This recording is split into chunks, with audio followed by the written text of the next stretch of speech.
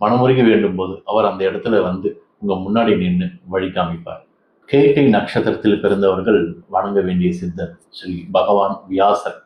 இந்த வியாசர் பகவானுடைய சிறப்பு என்னன்னா, இவருக்கு உடலோ ஸ்தலமோ எங்கேயுமே இது வரைக்கும் குறிப்பிடவில்லை. உடல் அழிந்துவிடும், ஆனால் அது காற்றில் கலந்துவிடும். ஆன்மா அழிவற்றது. இதுதான் இவருடைய தீம்னு எடுத்துக்கோங்க.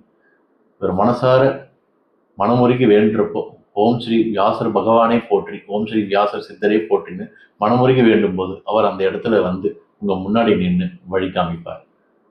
இது மனசார பிரார்த்தனை பண்ணி ஃபாலோ பண்றவங்களுக்கு நிச்சயமா அவங்களால உணர முடியும்.